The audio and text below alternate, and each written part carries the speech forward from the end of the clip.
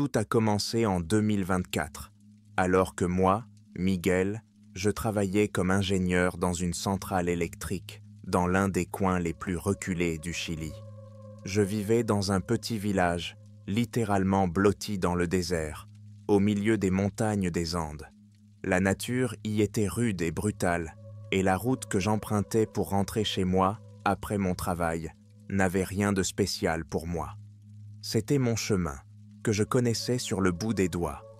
D'habitude, après le travail, lorsque tout autour de moi devient désert et silencieux, je ne pense qu'à mes propres pensées, chantant des chansons dans ma tête et profitant de cette solitude isolée. Mais cette nuit-là, il y a eu quelque chose d'étrange. Je ne peux pas expliquer exactement pourquoi, mais alors que je tournais un coin de rue, une lumière brillante est apparue devant moi. Elle était si aveuglante que, pendant une seconde, j'ai cru qu'il s'agissait d'une voiture arrivant en sens inverse, mais il n'y avait ni bruit, ni phare, ni trace de pas que je pouvais voir. C'était autre chose. J'ai essayé d'accélérer pour passer ce feu, mais le moteur de ma voiture s'est mis à battre de manière insupportable, puis s'est arrêté. Tout s'est arrêté. J'ai essayé de faire quelque chose, tourner la clé de contact, vérifier les jauges, mais rien ne se passait. J'étais comme dans un brouillard, dans cette lumière étrange, et je n'avais plus la notion du temps.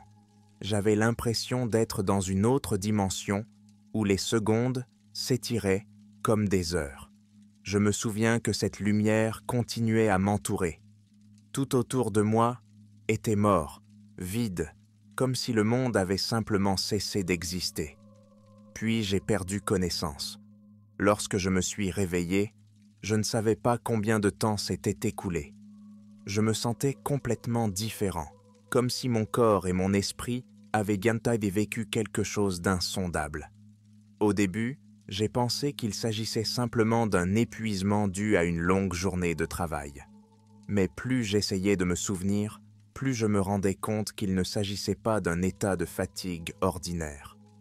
Je n'arrivais pas à expliquer ce qui m'était arrivé, ni à me débarrasser du sentiment d'angoisse qui m'envahissait peu à peu. J'ai essayé de démarrer la voiture et elle a démarré sans problème. Cependant, quelque chose en moi, quelque chose de beaucoup plus profond et de plus dérangeant, demeurait. Je ne pouvais pas expliquer ce que c'était, mais la sensation grandissait de jour en jour. Après cet incident, j'ai continué à vivre normalement, bien que quelque chose d'étrange, comme je l'ai dit, se soit installé en moi. Le lendemain, je me suis rendu au travail comme d'habitude, mais j'ai pensé à cette lumière, à ce moment où le monde qui m'entourait semblait devenir plat et sans âge. J'ai essayé de l'ignorer, mais quelque chose dans cet incident m'a poussé à continuer. Quelques jours plus tard, les rêves étranges ont commencé. Au début, ils étaient mineurs, de simples cauchemars que je pensais pouvoir mettre sur le compte de la fatigue. Mais à chaque fois, ils devenaient de plus en plus distincts et effrayants. Dans ces rêves, je me retrouvais au même endroit où la lumière m'avait surpris, mais il ne s'agissait plus seulement d'un champ de route déserte.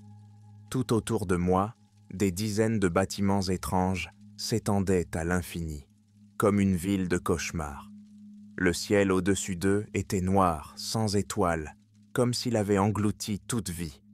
J'avançais dans cette ville étrange, sans me rendre compte de la façon dont j'avais atterri ici. J'ai essayé de crier, mais les sons étaient assourdissants et ne parvenaient même pas à mes oreilles. Tout ce que je pouvais faire, c'était avancer dans les longs couloirs vides. Les murs et le sol étaient carpites et gravés de symboles étranges que je ne pouvais pas déchiffrer, mais qui faisaient battre mon cœur de plus en plus vite. Et le plus effrayant, c'est qu'à la fin de chaque rêve, je les voyais, d'énormes créatures. Je ne voyais pas leur visage, mais leur silhouette était immense, leur corps allongé et déformé, comme s'ils faisaient la partie de ce monde, mais en même temps n'y appartenaient pas. Ils se tenaient dans l'ombre de ces étranges bâtiments, observant les gens qui passaient devant eux comme moi. Et même s'ils ne bougeaient donc jamais, J'avais l'impression qu'ils savaient tout de moi. Leur regard, si l'on peut dire, n'était pas celui des humains.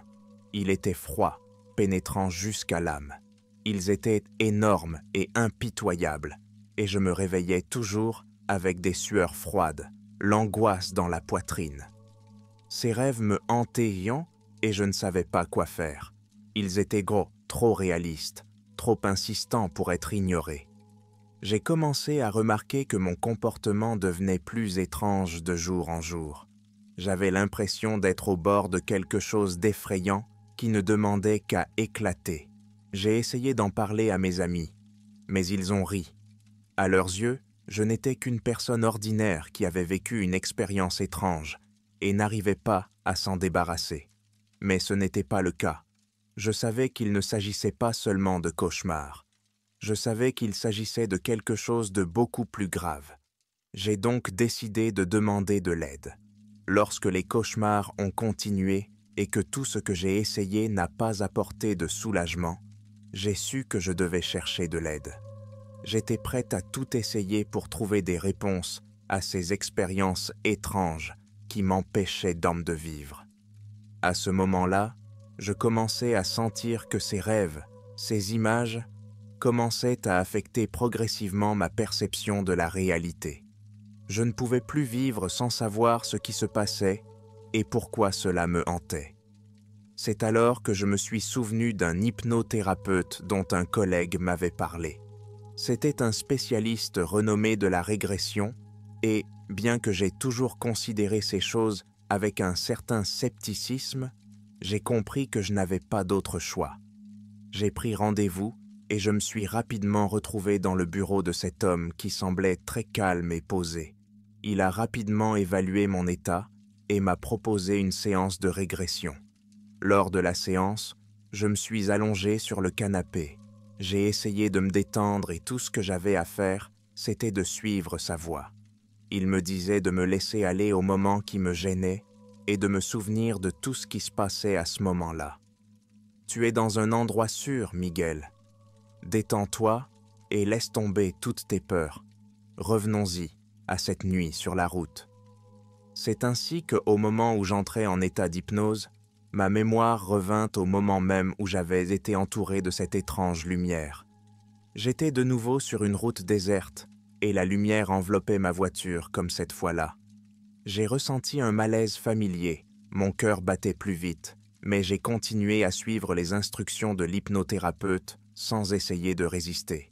Et puis, c'était comme si j'étais de nouveau là, dans cette réalité brumeuse. Ma voiture a calé et tout ce qui m'entourait a été englouti dans une lumière éclatante. C'était si intense que je ne distinguais plus rien. Je me suis senti perdre le contrôle. Mais cette fois, au lieu de perdre conscience, j'ai vu quelque chose d'étrange.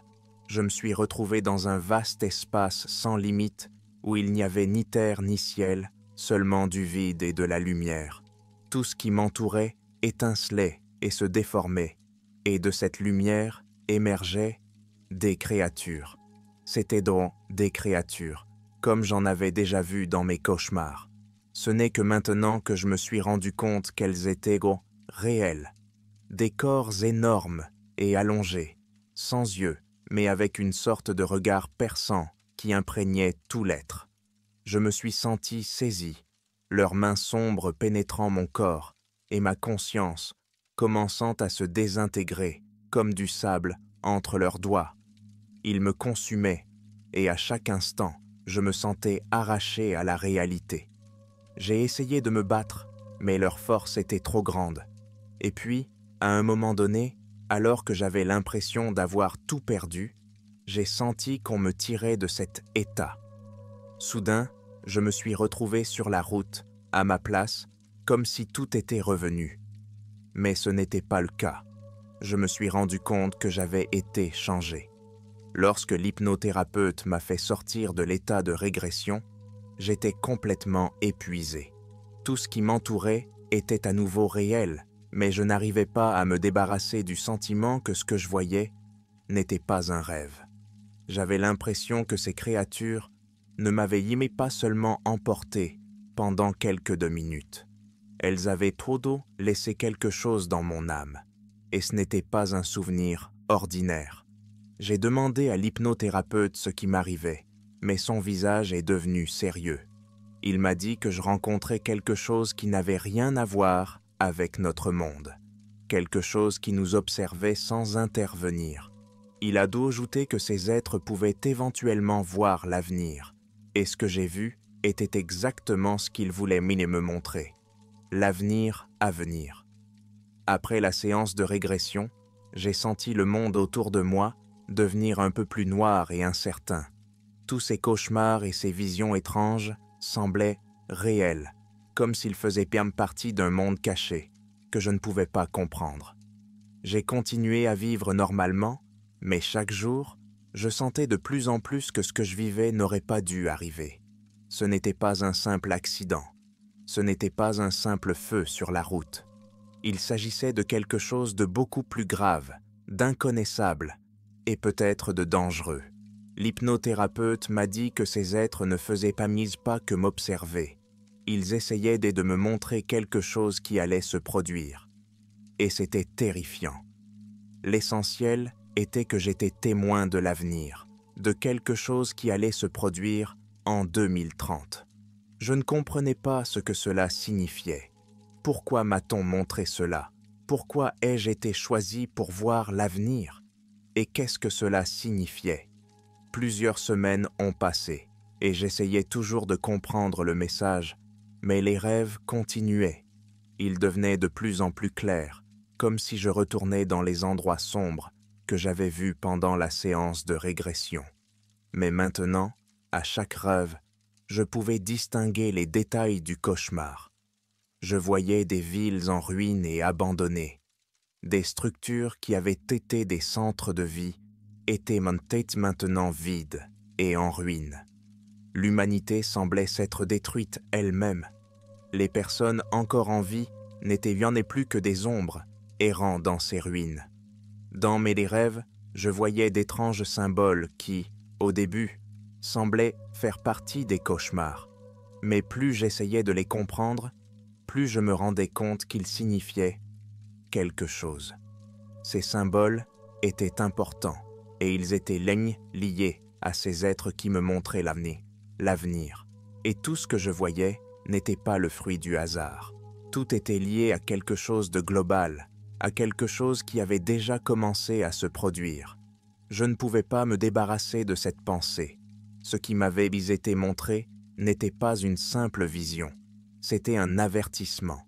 L'avenir que je voyais impliquait une destruction gigantesque, des guerres, l'effondrement global de l'humanité.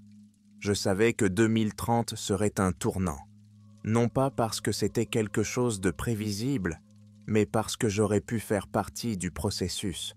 J'ai vu que notre civilisation, telle que nous la connaissons, ne pourrait pas survivre telle que nous la connaissons. Ces êtres que j'ai vus n'étaient même pas de simples observateurs. Ils faisaient partie du processus, de la catastrophe qui se profilait à l'horizon. Tout cela était lié à un cycle mystique qui devait se terminer en 2030. Ils ne sont pas venus pour nous sauver. Ils sont venus pour nous voir nous détruire et faire partie de ce qui resterait derrière nous. Je n'ai jamais cessé de voir non seulement l'avenir, mais aussi son inévitabilité. J'ai vu notre monde et notre civilisation perdre lentement leur existence, toutes les valeurs pour lesquelles nous nous étions battus disparaître. C'était comme un avertissement que je ne pouvais pas ignorer. Je ne savais pas quoi faire de cette connaissance, comment aller de l'avant, sachant que l'avenir que je voyais pouvait être inévitable. Mais ce qui m'effrayait le plus, c'était que je ne savais pas qui était derrière tout cela. Ces êtres étaient-ils réels? Ou n'étaient-ils que des manifestations de mon esprit essayant de justifier ces visions terrifiantes? Mais les réponses ne venaient pas. Je me réveillais sans cesse au milieu de la nuit avec le sentiment de ne plus vivre dans ce monde, mais dans un autre monde. Un monde où chaque action, chaque pas pouvait changer l'issue de l'avenir. Chaque jour, le sentiment que je faisais partie de quelque chose de beaucoup plus grand s'est renforcé. Ces rêves sont devenus plus qu'effrayants. Ils faisaient partie de ma réalité, comme si je ne pouvais pas les séparer de ce qui se passait dans ma vie. Je ne pouvais pas comprendre ce qui m'arrivait. C'était comme si j'étais piégé dans un monde que je ne pouvais pas contrôler. Chaque nouvelle vision devenait plus claire. Je faisais partie de quelque chose que je ne pouvais pas arrêter. J'ai essayé de parler aux gens, mais personne ne pouvait me comprendre. J'avais l'impression que mon entourage me percevait comme quelqu'un qui avait vécu un événement stressant. Mais personne ne comprenait. Personne ne savait ce qui m'arrivait. J'ai cherché des réponses dans des livres, sur des forums, en essayant de trouver des liens entre mes rêves et ce qui se passait dans le monde. Mais aucune explication ne pouvait me donner ce que je cherchais. Chaque mot, chaque regard de l'hypnothérapeute me disant qu'il s'agissait simplement de mon psychisme m'irritait de plus en plus. Je savais que je voyais quelque chose de plus. Puis, un jour, j'ai décidé de prendre une mesure extrême. Je me suis souvenu d'un livre qu'un vieil homme qui travaillait à la gare m'avait offert. Il m'avait dit qu'il m'aiderait à comprendre ce qui se passait. C'était un texte ancien, écrit à la main, avec des symboles obscurs qui me semblaient familiers. Des symboles que j'avais vus dans mes 2 rêves. J'ai commencé à l'étudier attentivement en essayant de trouver des réponses. Et voici ce que j'ai découvert. Le livre décrivait des événements incroyablement similaires aux visions que j'avais eues. L'année 2030 n'était pas une simple date. C'était le moment où quelque chose d'ancien allait revenir dans ce monde. L'être dont il était question dans le livre était lié aux créatures même que j'avais vues dans mes cauchemars. Ce n'étaient pas des extraterrestres. Il s'agissait de forces qui se trouvaient entre les mondes, qui existaient dans une autre dimension et qui contrôlaient les événements qui se produisaient dans la nôtre. Et voici ce qui m'a choqué. Ces êtres observaient l'humanité, mais ils n'intervenaient pas. Ils n'étaient pas pressés de détruire notre monde. Ils attendaient que l'humanité se détruise elle-même. Ils attendaient que nos pires traits de caractère, notre cupidité, notre égoïsme, notre désir de pouvoir, nous mènent à la fin. Lorsque j'ai compris cela, j'ai également réalisé que les rêves n'étaient pas seulement le reflet de ma conscience, ils faisaient partie du plan. Je n'étais pas seulement un témoin, j'étais lié au processus, en tant que l'un de ceux qui devaient nous voir nous détruire. C'était mon cauchemar, et il n'y avait pas de place pour s'en échapper. J'étais au-delà de ce que je pouvais comprendre. J'ai senti la peur m'envahir, pas seulement à cause des rêves ou des visions, mais à cause de ce que je savais. Je savais que je ne pouvais pas faire marche arrière. Je faisais partie de quelque chose de global et je ne pouvais pas échapper à mon rôle. Et maintenant, je sais que plus j'essaie de lutter, plus je sens les forces obscures m'envahir. Je commence à sentir leur présence dans mon corps, dans mon esprit.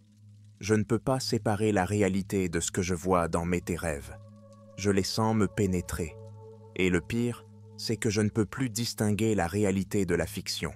Je ne peux pas croire que l'avenir que j'ai vu est inévitable. Mais je sens qu'il se rapproche. Et si je continue sur cette voie, je ne pourrai pas éviter ce qui va arriver.